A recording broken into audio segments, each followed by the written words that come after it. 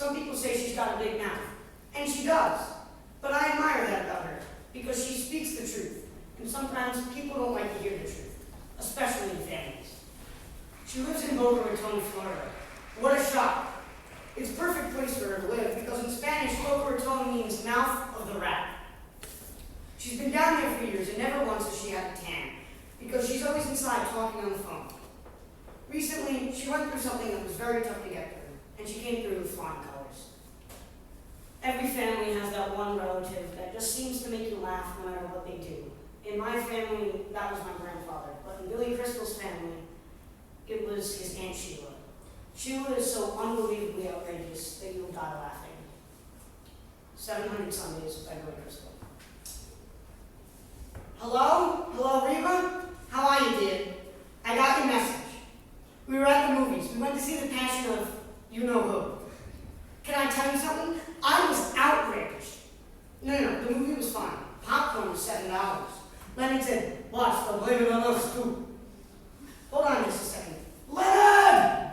Get the car! Leonard! Get the goddamn car! Hello? No, he and I are in the middle of the thing. Because he lied to me. He bought a videotape for $19 and he kept it from me. It's the one with the college girls that come down here on spring break and show their knockers. So I didn't know that he had it. He would disappear into the TV room with this knocker tape, close the door, and for hours at a... Hold on just a second. Leonard! Maybe it's not tennis elbow! So Reba, I stormed in there and I said, $19 for knockers? $19 for knockers? So I hiked up my blouse and let him out. Look, these you can have for free. He said, no thank you, and ordered volume 2. Leonard! Get the goddamn car! You're on my list, mister. Hello? Reba? Hello? Hello? Oh, there you are. I was afraid I lost you. I walked over to a place in the hallway where the phone never works, right in front of a picture of Leonard's mother. Oh, good, he's gone. Now listen, I'm going to tell you a story, Reba, but promise me that you won't be mad. Just promise me. Okay. Julie got married. You said you weren't going to be mad. Don't make a promise if you can't keep it. What is that? Look, I know she's your goddaughter, but she's my only daughter. So let me just tell you the goddamn story, and I promise you won't be mad. Okay? You know how she always had boyfriends, but it never worked out because she was so picky? Remember? Okay, 5 years ago, she comes down here and she says, sit down. So we do. I'm gay. No, not me, her. Is this how you follow the story? Yes, your goddaughter is gay. I was floored, so I said, really? Are you sure? Maybe it's just a phase. You know, maybe it's like the Macarena. It will come and it will go and nobody will care. So she said to me, no, Mom, no, I think I've always been this way. What? Yeah, I just didn't know what it was, she said. Mom, you know what? This is who I am and I feel great about it. And I want it to be okay with you and Dad. What are you going to do? It's your only daughter. So I said, listen, Mom, I don't care what you are. I love you even more now that you were able to tell us. You're my daughter, and I love you forever. I thought I handled it great. Schmendrick didn't handle it well. No, Leonard gets upset when he hears the news. He doesn't say anything, though. His face just fills up with blood. You know, his eyes bulge out of his head, his face becomes all red. He looks like that baboon's turkis at the Parrot Jungle. Remember when we went there? And when I see his face look like that, there's only one thing I can say to him. Leonard, get the car. And we took a drive up and down Alligator Alley, just talking and talking. All the time he kept saying to me, Sheila, how could she do this to me? How could she do this to me? Leonard, she didn't do anything to you. Don't make this about you. Why are you making this about you? He said, you don't understand. When Julie was just a little girl, we used to play wedding together. And I would say to her, Julie, at your first wedding, we're going to dance the first dance together to sunrise, sunset. And now, yeah, from Fiddler. Is there another one? No, Reba, sunrise, sunset from The Wiz. He said, now it's not going to happen. She's our only daughter, and now she's a gay person. And I don't even want to talk to her. I said, listen to yourself. Don't you ever say that. I was so mad, but inside, I was very concerned too. Because let's face it, she's our only daughter, and Leonard and I are the only bearing grandparents in our cul-de-sac. It was very tense between the two of them for years and years and years after that. Reba, I'm telling you now. Last month, Julie calls from San Francisco. I've got to tell you something. Okay, what is it now, I think to myself. I'm getting married. To who? Olivia, she tells me. I said, Olivia? I thought she was your housekeeper.